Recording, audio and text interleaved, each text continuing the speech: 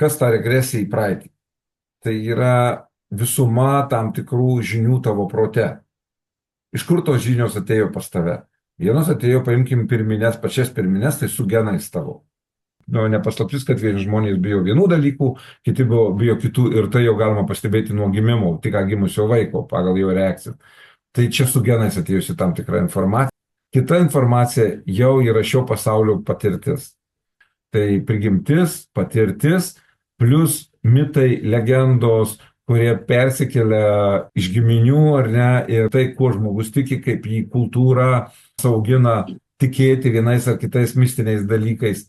Visa tai kaip vienas didelis kompleksas sudaro žmogaus suvokimą, kad regresinėje to technikoje jisai gali nueiti ir į kitus pasaulius, dirbti su demonais, jis gali dirbti su giminiais kartomis, jis gali dirbti su reinkarnacijom, bet tai tik tai grynai priklauso nuo žmogaus vidinio pasaulio, kaip jis tai suvokia. Ir nesąmoningai, kas įdomiausia, suvokia, todėl kad sąmoningai mes galim tikėti vienu dalyku, o pasąmoningai mes galime tikėti priešingų dalykų.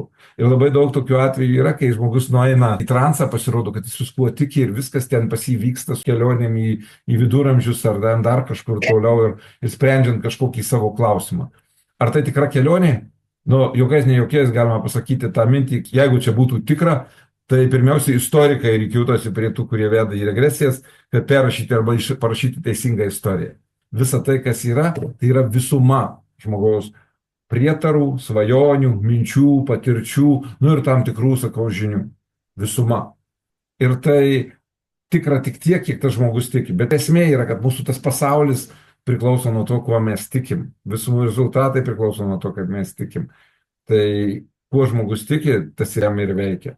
Jei krikščionis tiki savo tikėjimu, tai per tą tikėjimą jis gali ir pagyti, ir susirgti, ir reikalus susitvarkyti, ir paleisti, ir atleisti, ką tik nori padaryti.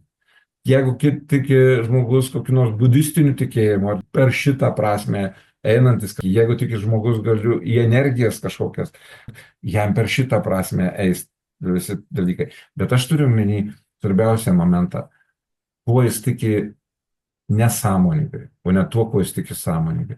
Nes sąmoningai aš turiu turėti savo taisyklės, bet jos visiškai gali neveikti mano pasąmonės viduje, nes ten galbūt visai kitokios taisyklės.